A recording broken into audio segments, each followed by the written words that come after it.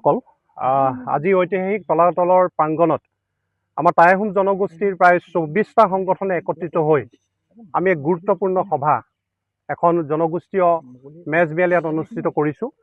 ইতিমধ্যে এই সভাৰ প্ৰথম লানি আলোচনা হৈ গৈছে, দ্বিতীয় লানি আলোচনা পুনৰ আৰম্ভ হ'ব।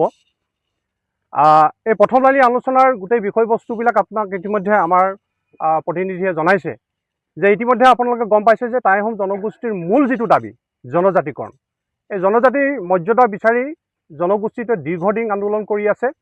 বিগত সময়ত আমি কেইবাখনো চৰকাৰ পালোঁ, কিন্তু প্ৰত্যেকখন চৰকাৰে এই জনজাতিকৰণৰ বিষয়টো কেৱল মাত্ৰ যে নিৰ্বাচনী ইস্যু হিচাপে তেওঁলোকে গ্ৰহণ কৰিছে, এই কথাটো ইতিমধ্যে পুনৰবাৰ প্ৰমাণিত হৈছে।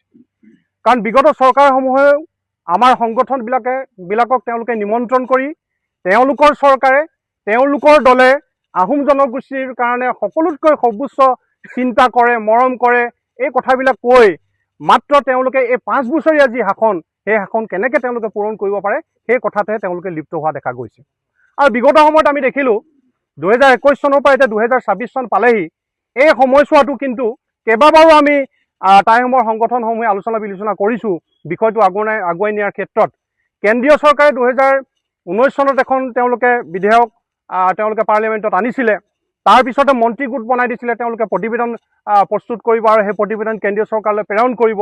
অতি শেহতীয়াকৈ আমাৰ মাননীয় মুখ্যমন্ত্ৰীৰ নেতৃত্বত এতিয়া আকৌ মন্ত্ৰী গোট গঠন কৰি তেওঁলোকে প্ৰতিবেদন বনালে, কিন্তু অতি ৰহস্যজনকভাৱে বিধানসভা অধিৱেশনৰ একেবাৰে শেষ দিনটোত তেওঁলোকে সেই প্ৰতিবেদনখন তাত প্ৰদান কৰিলে, কিন্তু সেই প্ৰতিবেদনখন তেওঁলোকে গ্ৰহণ কৰিলে নে নাই আৰু আজিৰ তাৰিখলৈকে সেইখন দিল্লীলৈ পঠালে নাই, সেই কথাটো কিন্তু ৰহস্যঘন হৈ আছে।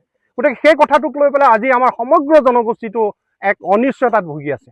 আমি পুনৰবাৰ এই কথাটো প্ৰমাণিত হৈছে যে পূৰ্বৰ চৰকাৰৰ দৰে এইখন চৰকাৰো তেনেকৈ মাত্ৰ জনজাতিকৰণৰ ইছ্যুটো এটা লালিপপৰ দলে তেওঁলোকে ব্যৱহাৰ কৰিলে নেকি। গতিকে সেইকাৰণে আজি এইখন জনগোষ্ঠীয় মেজমেলত আমি সকলো সংগঠন, সকলো টাই আহোম জনগোষ্ঠীয় সংগঠন, সকলো বংশাৱলী একেলগে বহি এটা সিদ্ধান্তত আমি উপনীত হোৱাৰ কাৰণে আজি ইয়াত বহিছোঁ। আৰু ইতিমধ্যে কিছুমান গুৰুত্বপূৰ্ণ সিদ্ধান্ত লৈছোঁ যিকেইটা আপোনালোকক জনালে, আৰু ইয়াৰ যিটো পৰৱৰ্তী আমাৰ ছেকেণ্ড লাইন আলোচনা হ'ব, তাত আমি কিদৰে চৰকাৰখনে যদি আমাক এই 15টা দিনৰ ভিতৰত নিৰ্বাচনী অধিসূচনা জাৰি কৰাৰ আগত যদি তেওঁলোকে আমাক আশ্বস্ত কৰিব নোৱাৰে, তেতিয়াহ'লে আমি কেনেধৰণে আমি ৰাজনৈতিকভাৱে তেওঁলোকৰ বিৰুদ্ধে আগবাঢ়িব লাগিব সেইখিনি কথা আলোচনা বিলোচনা কৰিম। গতিকে সময় থাকোঁতে আমি চৰকাৰক পুনৰবাৰ আহ্বান জনাইছোঁ যে তেওঁলোকে নিৰ্বাচনী অধিসূচনা কৰাৰ আগতে তেওঁলোকে অসম চৰকাৰ, কেন্দ্ৰীয় চৰকাৰ আৰু সংগঠনসমূহৰ মাজত জনজাতিকৰণৰ ইছ্যু লৈ পেলাই যিখন তেওঁলোকে প্ৰতিশ্ৰুতি দিয়া ত্ৰিপাক্ষিক আলোচনা বৈঠক তেওঁলোকে আহ্বান কৰক, নহ'লে কিন্তু আমি এই ধৰণৰ